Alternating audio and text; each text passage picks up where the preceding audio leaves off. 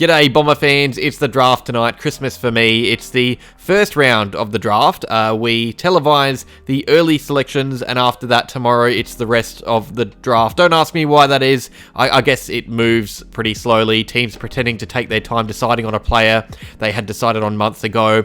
But today I'm just going to go over our pick 9 because that's what's happening tonight. Talk about who we could potentially take with it. There are plenty of options, so let's get into it. We start with a left field take, or not really, I guess it's been talked about a lot, but there are rumours and murmurs that we are interested in trading down the order if the players we want are not available. So we hold pick 9, that is all but certain to turn into pick 11 after matched academy bids from Gold Coast. We have shown interest in Nate Caddy and Connor O'Sullivan, but they are likely to be picked inside the top 10, and if they are, we don't have access to them. There is every chance we trade away our first selection to bolster up our later first round draft picks, going for quantity over quality. That way, if we throw a few darts at the board, we can potentially get a bigger score. So that is one option. Now onto the players. We start with more of a dream than an option. Essendon fans will be praying Nate Caddy is for some reason passed on by the clubs above Essendon in the order. He has been linked to GWS and Geelong, so we may unfortunately have to turn our attention elsewhere. He is far too good to go outside the top 10 as well, but if he was to,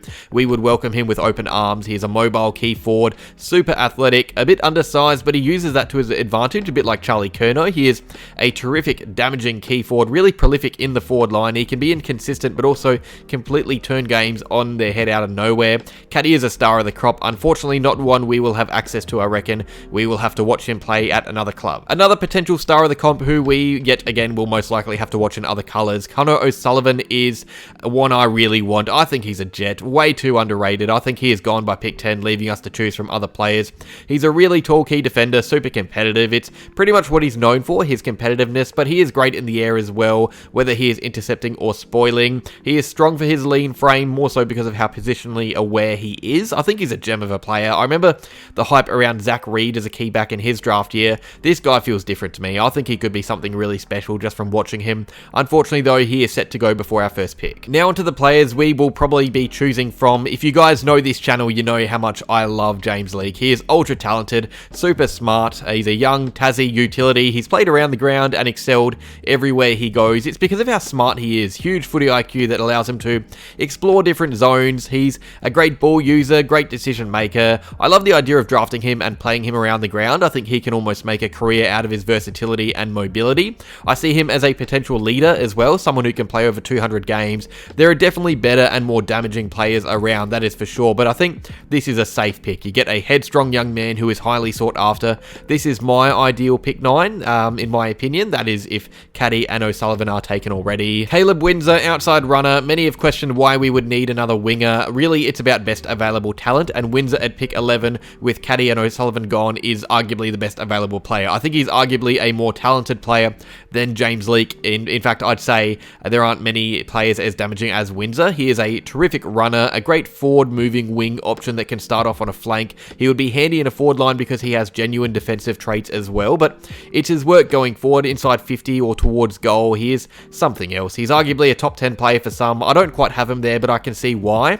There are talks of us trading away pick 9, and it's because clubs want access to this guy. He is highly sought after, and it's because of how good he can be. His ceiling is really high. You can see him being an Elrol Goulden 2.0. Another wing option, very different player in a lot of ways though. Darcy Wilson, he has shot right up the order after the combine. He showed off his athleticism, featuring in the top 10 for almost every test he did. He can run all day. He is an aerobic freak. I can see him absolutely melting an older winger like Still Sidebottom or someone. It's that young tank, and it's a mature tank as well. He uses his gut running capabilities for good. It's not just pointless drifting around. He isn't as classy and damaging as Windsor, but can work both ways better, and is physically stronger and more imposing because of his leap. There are differences. He is not necessarily better or worse, but gives clubs plenty to think about when weighing up their options. Ollie Murphy, we need key defensive coverage. Murphy is one of the better key defenders in this draft. He is 2 meters tall, very lean still, more of a project player than anything because of it. He is superb in the air, really hard to get away from. He is a good lockdown key back, but can also hurt you with his marking ability. He's shown off his smarts against kids his age, which is good to look at because it gives glimpses into the future for when he is physically ready to play AFL or on AFL ready players, because right now he is 85 kilos and 2 meters tall. He is a twig, but once he builds size, he will be a player. It's kind of that Zach Reed, Lewis Hayes you see the glimpses and they suck you in, but I think something really handy about Murphy is his ball usage as well that the other two players don't have. He can be trusted with ball in hand, which I really like for a key positional player. That's a great trait for someone that tall to have. On to one of the stars of the draft, Koltyn Tholstrup, WA midfielder forward, a cult figure already. The guy lives off big moments. He loves being the center of attention. You can just tell he wants the ball in his hands, kicking after the siren. He's really confident, not too confident that he tries too much, but confident enough to back himself in to do things others won't attempt. He is a workhorse as well, can give his all at repeat stoppages without flagging, can rest forward and be a little pest on ground level underneath the key forwards, and he has genuine scoreboard impact as well. It means you can play him up forward early into his career and let him roam into the guts if it suits him. He is a pretty strong kid for his age. I think he is game ready just about. He has strength in his hips, great core. It makes him hard to tackle and it gives him great evasive movement. I think he is one of the more exciting players to watch. He could definitely be a rising star contender if he plays regularly. His upside is hard to judge, but you know he is going to give his all to play and give his all when he does play. He'd be a handy figure to have around the club as well, the type of player to have an impact even on the sidelines. Speaking of impact on the sidelines, Riley Hardeman, potential captain in the making. He has already captained his club teams. He captained WA. In fact, he's a born leader. You can see him sprouting instructions from his favoured halfback. We have been heavily linked with him as we are going to be losing Heppel, Hind and Kelly in the coming years. Hardeman is the best possible replacement for them. He is skilled, he is smart, he loves wheeling onto that left boot. He could play like Heppel, I reckon, fill in for his role when he is to retire possibly. He isn't a tall defender, but he can outmark a similar sized opponent. He gives outside run, he makes the right decisions, he has a good tank on him, which, like Wilson, he often uses for the right reasons.